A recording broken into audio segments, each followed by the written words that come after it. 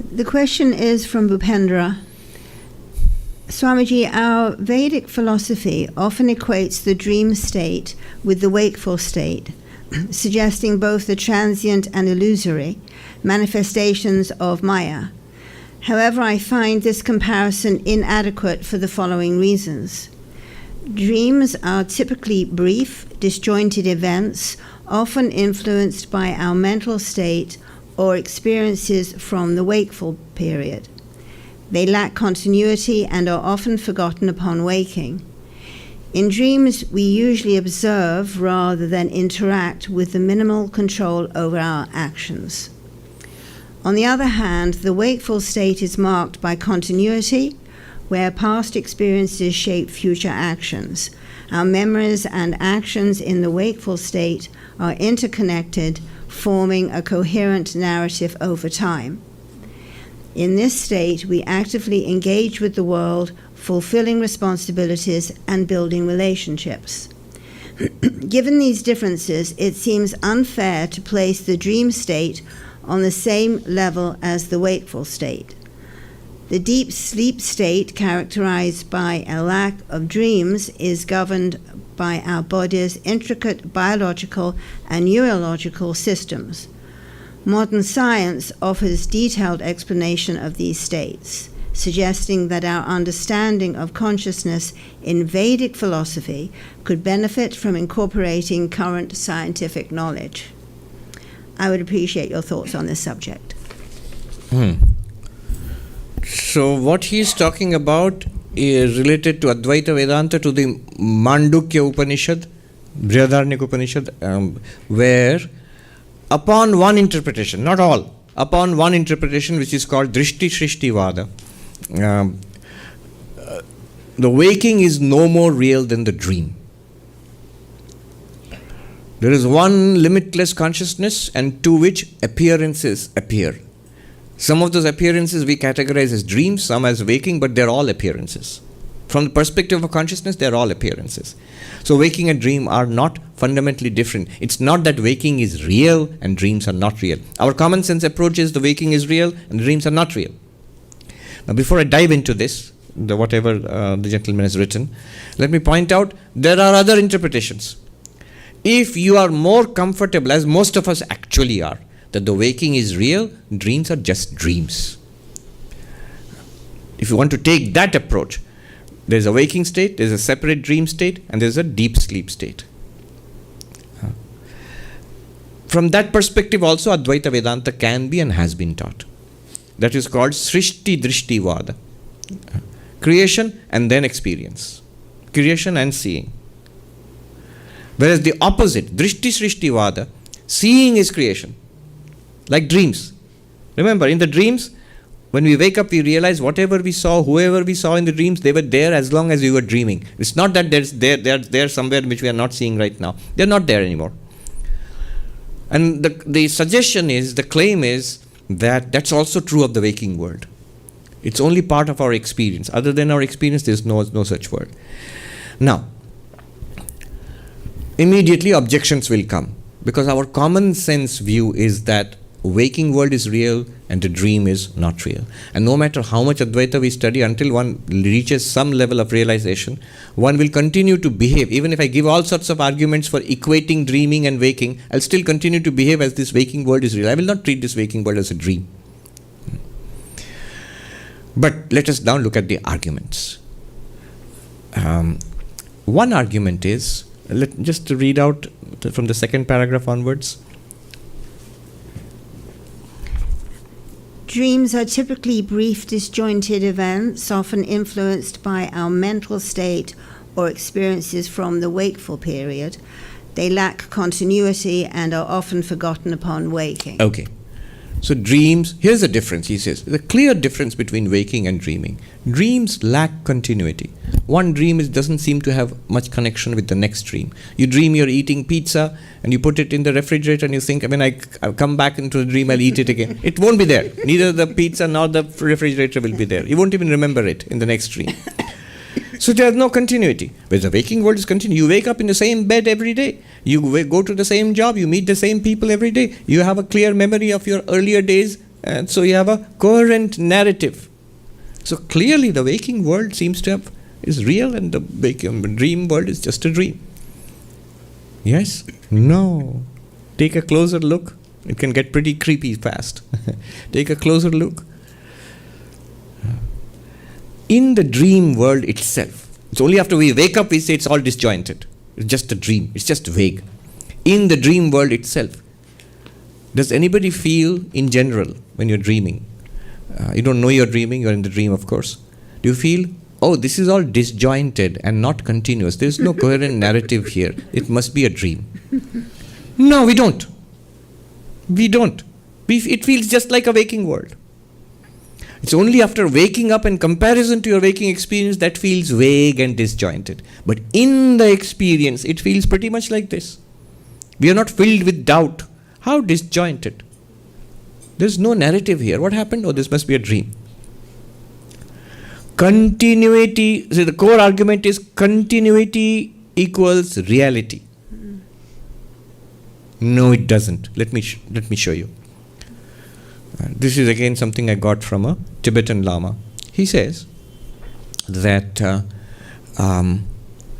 imagine a person who has the same dream every night. Sees the same people, goes to the same place. Suppose a dream is repeated. It's quite possible. A dream may be repeated. Has the same dream. At the same time, in his waking world, he's affected by Alzheimer's and is losing his memory. Everything is disjointed. So his waking world is disjointed. He doesn't remember most of what happened yesterday. Long-term memory is there, but as it happens in advanced old age, short-term memory just disappears. Just don't remember what's going on. I'm here, but what's this? Who are these people? I don't even remember the people. Disjointed, discontinuous. And the waking and the dream world is continuous, having the same dream every night. Now will you say the dreams are real and the waking is a dream now?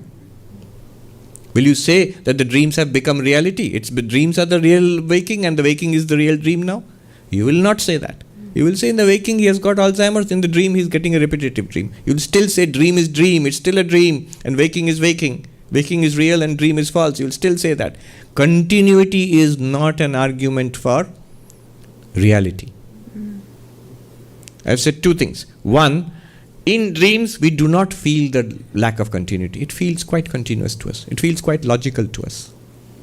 Only after waking up we feel the discontinuity. That's one argument. Second is, if you reverse it, if you establish a continuity in the dream and if you establish discontinuity in the waking, which happens, will you say that then the waking world has become unreal?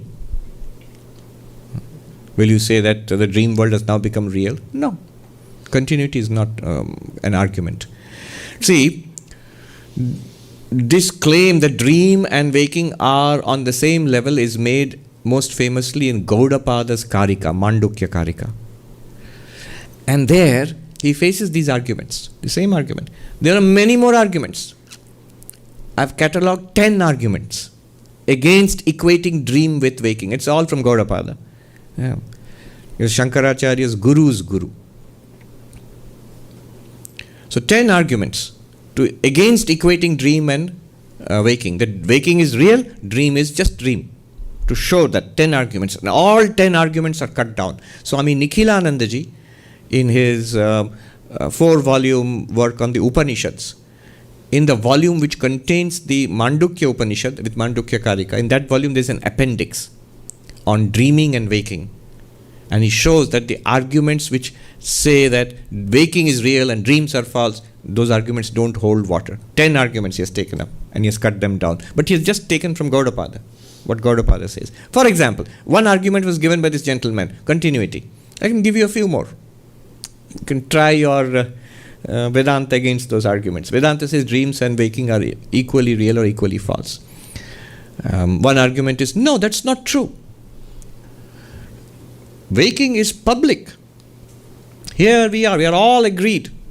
That we are all sitting together here in this hall and listening to the Swami. We can all agree on where this is Vedanta Society of New York, and we agree that these people are around us. It's a common shared reality. But our dreams are not shared reality. Everyone has separate dreams. So waking is a shared reality. Dreams are private, internal. separate for each one of us. So they are our dreams. What's the argument? Dreams not being shared, not being public, they must be our personal imaginations. But waking reality is really real because it's all shared. Same argument Gaudapada will use. It will fall flat, this argument. Why? In your dream, when you are in the dream, you don't know you're dreaming, and within the dream, do you feel it's not a shared reality? Suppose you are having a cup of tea with your friend. Please have some tea, you say to your friend. And your friend will say, I can't see the cup. It's your dream, you see. I can't see it's in your dream. The cup is not shared with me. It's not a publicly shared reality. You never feel that. Everybody in the dream shares the same reality. Nowadays we understand it far better. We have virtual spaces. In virtual spaces, everybody in that virtual space shares the same reality. People outside the virtual space will not understand what's going on. So, shared reality, a public reality is no argument that the thing can be real. It could be false, it could be a dream. And Gaudapada says, yes, it is a shared reality, but a dream is a dream and a waking is also a dream. What else? Look, dreams are, this is another argument. Dreams are vague, smoky. Waking reality is industrial grade reality. See, it's so solid here, you see. Fantastic. Samuel Johnson famously used this argument against Bishop Berkeley. When somebody said, Bishop Berkeley, talking about subjective idealism, that the whole world is in our minds. There's nothing outside. It's said that Samuel Johnson kicked a rock. I refute it thus. He kicked, see, it's a solid rock, I'm kicking it. But then the answer is the same. In the dream also you could kick the rock and you could feel very solid. Do we say in the dream, it's rather smoky and vague in here, it must be a dream? No. Sometimes dreams can be very terrifying. It can be so real. We all have the dream of running to catch a train or something like that. So born of tensions or things taken from the waking world. But it feels very real. That's why we get scared. That's why we have nightmares. We don't say it's so vague. That means it's a dream. No, it feels very real in the dream itself.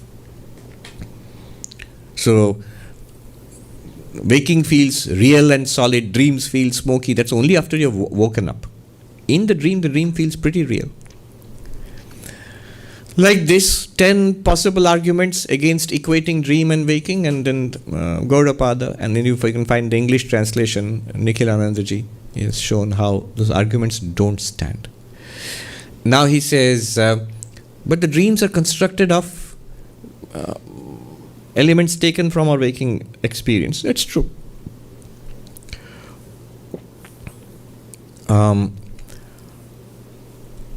Can our understanding of waking, dreaming, deep sleep benefit from modern science? Certainly. Certainly it can. We live in the age of science and we should welcome insights from all perspectives. And it can benefit, and it is benefiting. One book I read in this regard was Waking, Dreaming, Being, Evan Thompson, where he takes up the analysis of dreams and sleeping from a neuroscientific, Buddhist and Vedantic perspective. He's a professor of philosophy at University of British Columbia. We can benefit, and we should aim to benefit from it. Yes. But remember, just a little aside here, the analysis of waking, dreaming, deep sleep, what were they doing in the Upanishads? They are not particularly interested in waking, dreaming, or deep sleep. They were using waking, dreaming, and deep sleep experiences to show that we are one limitless awareness. To point to that. It's not an exploration of waking or dreaming or deep sleep. Whereas when science explores waking, dreaming, deep sleep, science is is interested in the physiological correlates of waking, dreaming, especially sleeping, what's going on in the body, in the brain, and practical effects uses, like how can we help people with sleep apnea, things like that. There's a biomedicine now, bioengineering, where they design machines which can help in better sleep. So that's more concerned with the physiological aspects of waking, dreaming, especially dreaming and sleeping. Whereas Vedanta is concerned with the inside-out view. How you feel during waking, how you feel during dreaming, how you are experiencing deep sleep. That's what Vedanta is more interested in.